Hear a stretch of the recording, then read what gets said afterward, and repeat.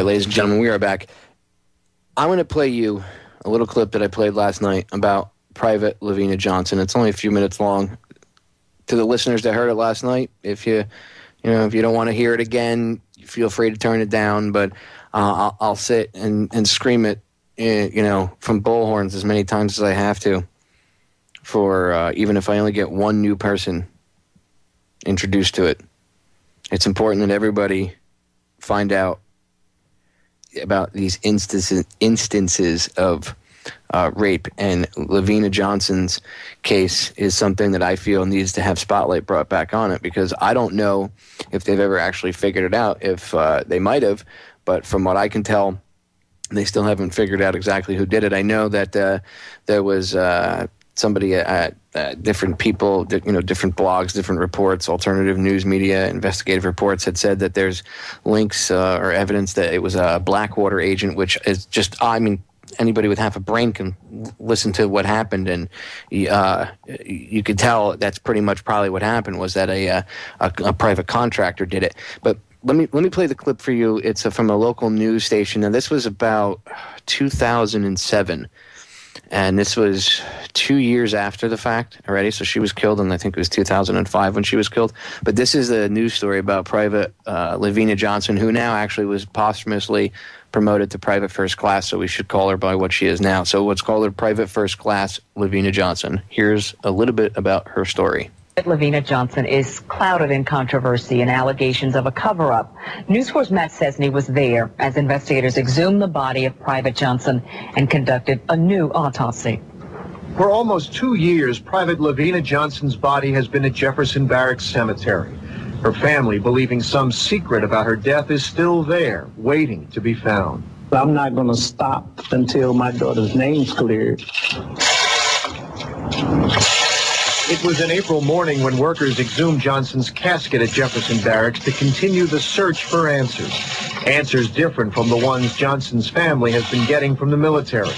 19-year-old LaVena died in July of 2005 at a base in Iraq. The Army determining Johnson killed herself with a single gunshot.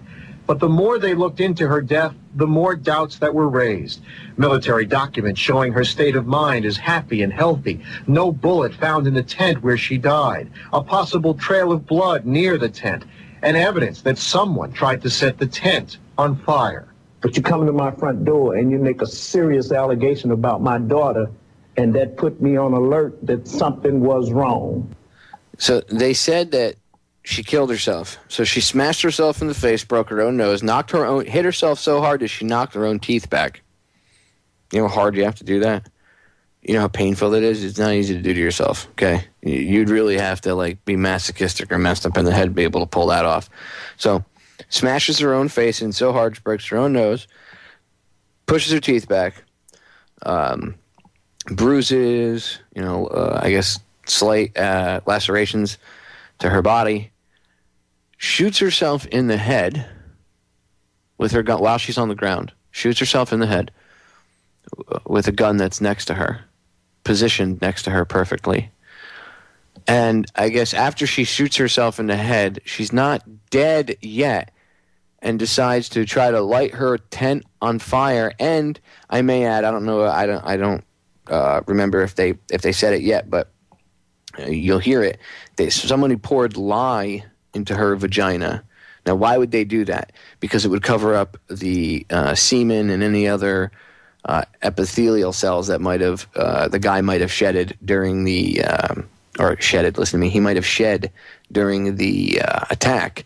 So to destroy the DNA evidence, you'd put the lye in there. It would completely destroy everything. And there were cuts to her vagina as well, post-mortem. So what do you call it? Genital mutilation. But she did this to herself. She committed suicide. Remember, that's what the Army said. She committed suicide. And so I just made a determination that me and my family was going to work until we found out what that was. And their determination led them to this, a single salute from her father, himself a veteran, and then Johnson's body taken to a private autopsy. An autopsy News 4's camera was permitted to view. Johnson LaVena L., St. Louis Chief Medical Examiner Dr. Michael Graham led the autopsy along with St. Louis County Medical Examiner Dr. Mary Case. The team spending 3 hours examining Johnson's body, taking samples, photographs, and using their forensic skills to look for any clues. And then there's some discoloration right along here on it. Okay, got it? Okay. At least for now, experts are calling the results inconclusive and are looking for more information on Johnson's weapon, fueling new speculation whether it could have been used in her death. It is all part of the family's search to try and find out what happened. And the message is now reaching to Congress, with support coming from the House and Senate. We've got to find the truth about what happened to this young lady. Her family deserves that at a minimum. And we need to know in terms of keeping the armed services accountable. The story of Johnson's suicide doesn't add up to her friends in North St. Louis County, who describe a 19-year-old who seemed happy to be in the military. She was very optimistic about, the whole military experience and going off to college, and no. And so therefore you believe there's something more to the story than I guess. Absolutely, there is.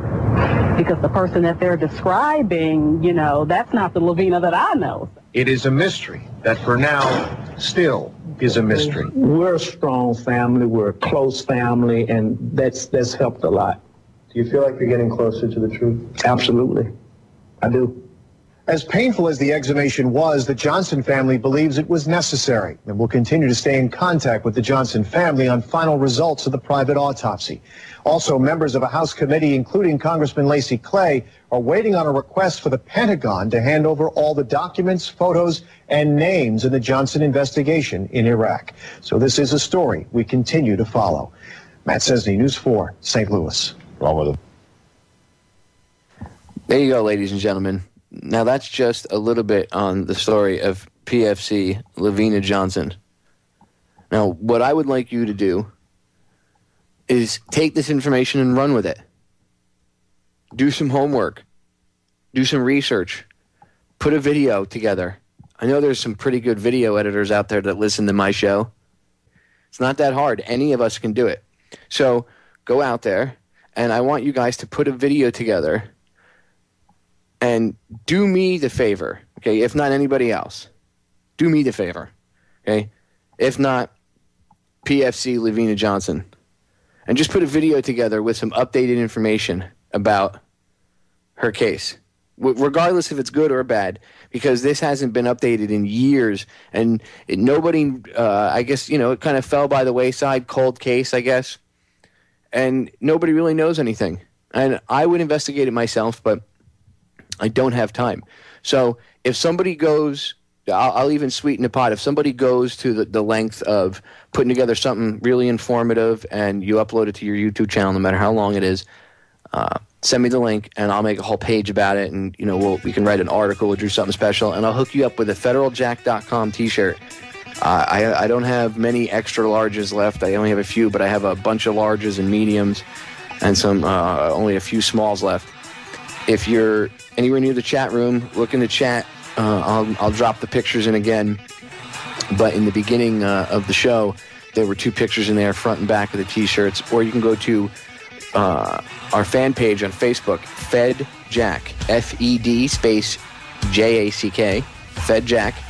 Look up the fan page. All right, ladies and gentlemen, we are back. And I'm serious about what I said.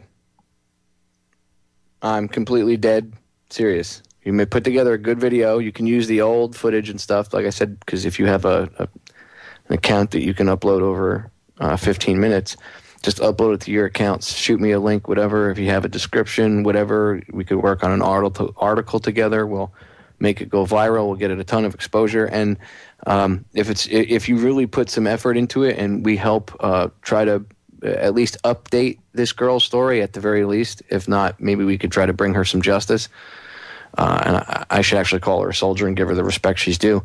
But if we can try to, if justice was brought to her and we can bring that to the public, that's fine. If we can just update the story, or if somebody out there actually has something real, if they're, I doubt that they would send me breaking information. But even if you did, if you knew something, you could always send us that. And, if you wanted to talk about it or whatever. Anyway, if you make a good video and you put updated information as to what happened, not only will I publicize it, but we'll talk off air, obviously, and I will send you a free federaljack.com T-shirt for your efforts and for doing this.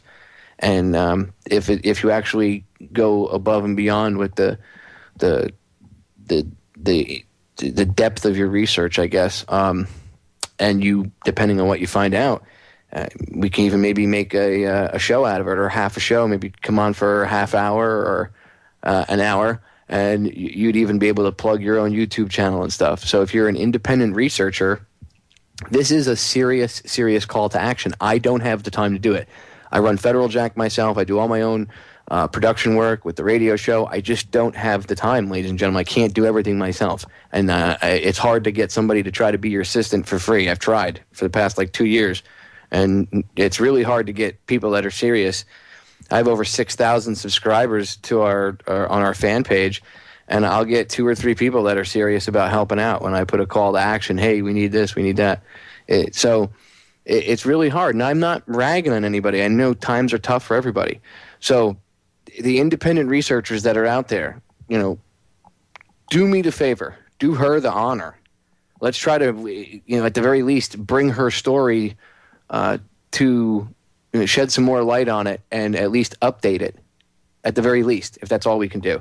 If justice was brought and we can expose the person that did it and the guy's still alive, personally, I think it was probably a Blackwater or whatever, Triple Canopy, whatever the hell other contractor they had over there. But if we can at least update her story and put a good video together about it, getting her information out there and telling her story, let's at least shed some light on it at the very least, if nothing else. And I'm not asking for any promotion of myself either. You don't have to put, Popeye, Down the Rabbit Hole, Federal Jack, none of that. You don't have to mention Orion Talk Radio in there. This is about her. This isn't about me. But I can afford to give you a T-shirt. I mean, it's not much, but it's all I have, so take it or leave it. Anyway, run with it. There's thousands of you that listen to the broadcast weekly. So take the idea and run with it, please. We need more people to step up.